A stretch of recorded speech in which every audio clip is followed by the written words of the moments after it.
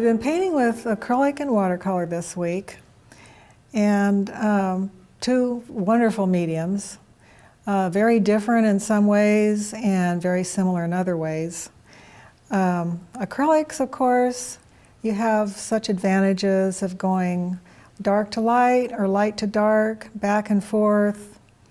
You don't have to follow a prescribed method of painting the darks in first or last.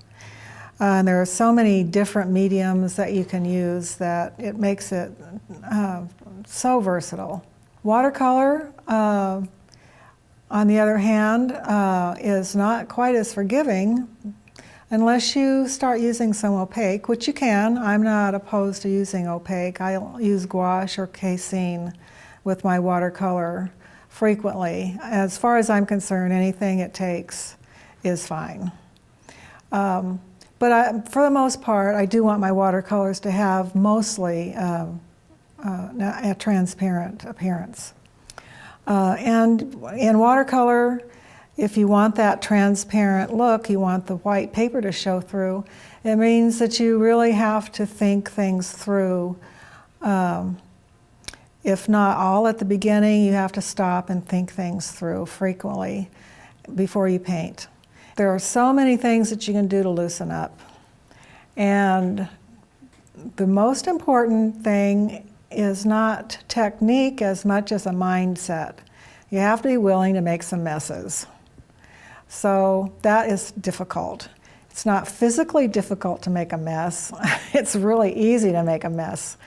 But to allow yourself to make a mess, it's hard psychologically because we don't want to make a mess. We want to make a beautiful painting. So I think you really need to practice a lot of different techniques that help you to get confident with having control over the medium. But on the other hand, practice some things like we've done with the video this week. All three of the videos that we've done, we've started with a quick sketch, which I say should take less than 5 minutes, where you don't think. Just get in and out, down and dirty, just do it, don't think about it. And then save your thought process for the real painting. Let's see, what are some others? Blind contour drawing is excellent. It helps you to see what's really there rather than what your your left brain thinks you remember about that subject.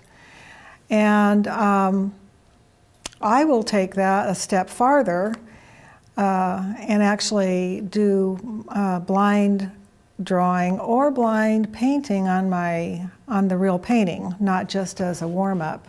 So I've got this piece of sketch paper right here so I can show you what I mean. So I'm going to look at the reference and place my brush, and then I will move the brush only when I'm looking at the reference, not at my paper. So then I'll look back at the paper or the canvas, whichever the case may be, do a little more, maybe add a little more color, a little different color I should say, a little yellow maybe. And if you do this, you ought to obviously start by doing it on a piece of sketch paper before you get, or until you get more comfortable with the idea of it. And you'll find that painting without looking at your paper,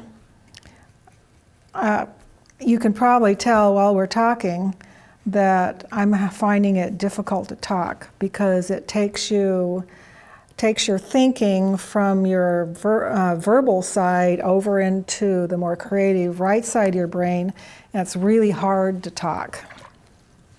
So that,